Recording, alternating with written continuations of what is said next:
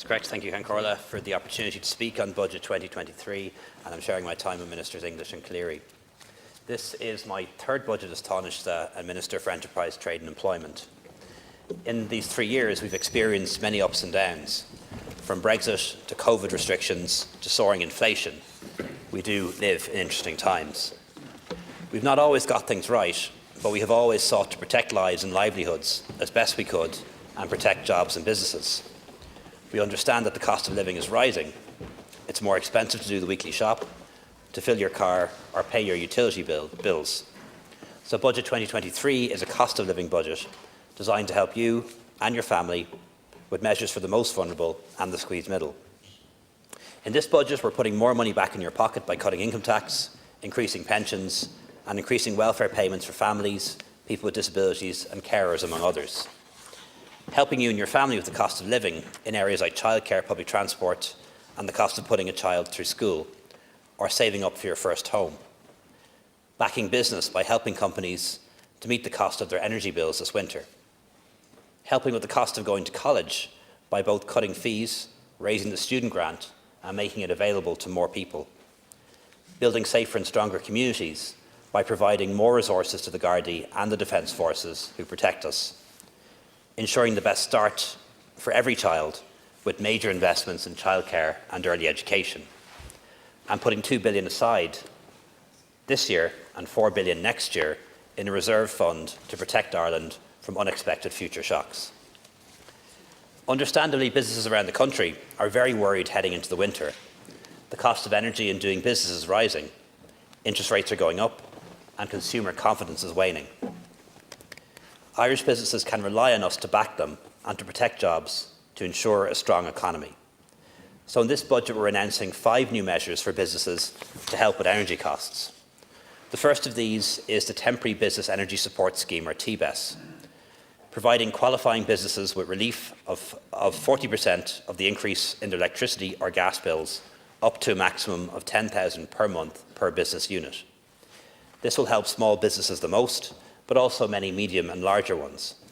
It will be administered by the Revenue Commissioners, backdated to September, and will run at least until February 2023. The second is a €200 million targeted Ukraine Enterprise Crisis Scheme to assist viable but vulnerable manufacturers and exporters. This is specifically for businesses competing internationally and suffering the broader effects of the war in Ukraine, as well as increasing energy costs. There are 2 strands to the scheme, and one strand will provide up to €2 million for energy-intensive companies. Eligible businesses must produce a business plan that shows how they will manage the crisis and get their own energy costs down. In recent years, government has stepped in to underwrite low-cost loans for business. These state-backed loans are working well, and 10,000 SMEs have availed of the €20 billion COVID Credit Guarantee Scheme. To assist the wider business sector with liquidity and to invest in energy efficiency, we're introducing a €1.2 billion state-backed Ukraine Credit Guarantee Scheme. This will provide low-cost working capital to SMEs and primary producers, including farmers and fishermen. We're also going to make €500 million worth of growth, sustainability and investment loans available to SMEs, including farmers and fishermen. This will be the successor to the Future Growth Loan Scheme. It will be a long-term, low-cost loan, and a minimum of 30% of the lending volume must be targeted towards environmental sustainability purposes, with the aim of helping SMEs to invest in sustainability, energy efficiency and lower their carbon footprint. We're also allocating an additional €4 million in funding to the local enterprise offices to include a new grant for micro-enterprises and energy efficiency. The Small Firms Investment in Energy Efficiency Scheme will provide a grant to companies to encourage capital investment in projects to reduce carbon emissions. Many of our schemes to date focus on energy audits, better information and consultancy, but this one is cash towards the cost of investment. It's capital. Corla, I'm very pleased to see many of my department's tax objectives announced by Minister Donoghue in the budget yesterday.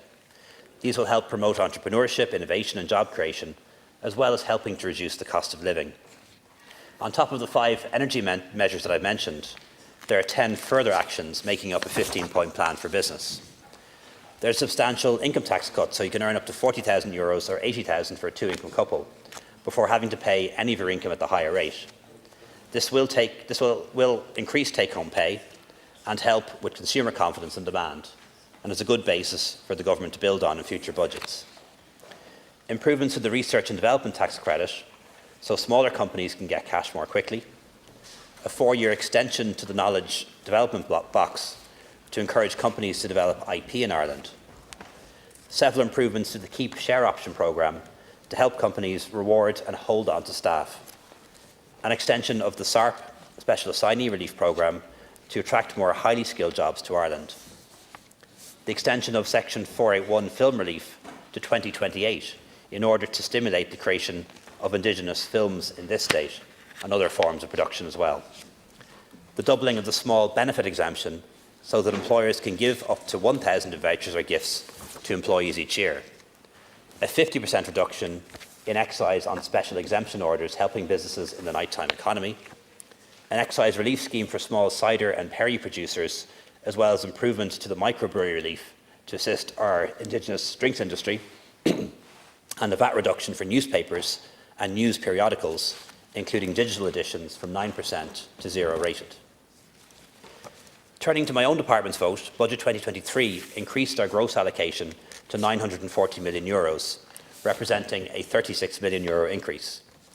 Core current funding will increase by €13 million or 3.6%, and this extra funding for the department and its agencies, including Enterprise Ireland, IDA Ireland and the local enterprise offices, means we can maintain quick turnaround times on employment permits, help companies with the transition, digital and green, and create more jobs in all parts of Ireland, particularly through the IDA's Regional Property Programme.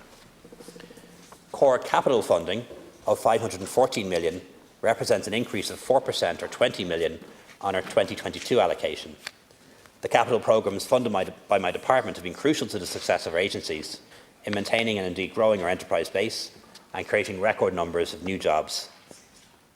IDA Ireland's enhanced budget will allow it to further progress the development of the Advanced Manufacturing Centre and the National Institute of Bioprocessing Research and Technology, or NIBRT. Additional capital is also being provided to Enterprise Ireland to bolster the Green Transition Fund, which incentivises businesses to install energy metering systems and facilitates investment in low-carbon, energy-efficient equipment and processes. Funding for EI's Digital Transition Fund will also be increased to help more businesses to go online, export, use digital technologies and reach new markets, and improve their productivity and competitiveness. As Minister Donoghue said yesterday, the pace of growth in the economy is expected to slow throughout the rest of this year as mounting inflation and higher interest rates bite. Negative sentiment might see firms hold back on investment, and as a result, the Department of Finance has revised down its forecast of modified domestic demand, the most appropriate measure of our domestic economy, to just 1.25% next year. For this reason, a strong counter-cyclical response was warranted. But crucially, we will not empty the tank now. We'll keep resources in the reserve so that we can respond to the situation as it develops and prepare the country for future shocks. We're directing €2 billion into the National Reserve Fund in 2022 and €4 billion in 2023. It means we'll have banked a large share of the additional corporate tax revenues and ensured they do not fund permanent expenditure commitments, and also supplied the Exchequer with additional firepower to respond to challenges over the years ahead. I believe this budget should help restore confidence in the economy. It's a big package, but it's being financed by a strong economy with businesses doing very well and a record 2.55 million people in employment. It's not being funded through borrowing, unlike in many countries, and we're putting money aside because nobody can predict how long this cost of living and energy crisis is going to go on for. Before I finish, I want to comment briefly on the proposals coming from the other side of the House. The opposition had written their speeches well before the budget was announced. It was the usual replies. Not enough, not the right measures, not enough certainty. But we know what their plans are. Sinn Féin would lump taxes on ordinary families by stealth, by not adjusting income tax for inflation or earnings. Put simply, a two-income couple, each earning about 40,000 or more, would pay more than 2,000 in tax under Sinn Féin than under this government, if you take the combined effect of the income tax reductions in this budget and the one last year. They would also increase tax on inheriting the family home or a family business. They would not renew the Help to Buy scheme, which is worth up to €30,000 and has helped 35,000 first-time buyers and couples buy or build their own home. It's encouraging that 15,000 first-time buyers bought their first home in the past year. That's a 15-year high, and I want that figure to go much higher. Sinn Féin also proposes 4 separate taxes worth €1.15 billion on higher income earners, including employers' PRSI, a direct tax on jobs, and a new rate of income tax. This would reduce foreign investment in growing sectors like pharma and ICT. Wealth, skills, investment and jobs would go elsewhere. The cake would shrink under Sinn Féin, and there'd be less for everyone. Rather than writing blank cheques for energy companies and emptying the tank now, we're planning for the uncertainty ahead, as every good budget should, by keeping some money in reserve. Ceann Comhairle, the main objective of this budget is to put more money in people's pockets and to reduce the bills that people have to pay. I think if you look at any household budget, there are 3 elements. There's what you get paid, how much you get to keep after taxes, and how far your money goes. And we're trying to help on all 3 fronts. We're ensuring incomes rise where we have influence. The increase in the national minimum wage, the public sector pay deal, increases for pensioners and people on welfare payments like carers and people with disabilities. We're reducing income tax so you get to keep more of the money that you earned in the first place.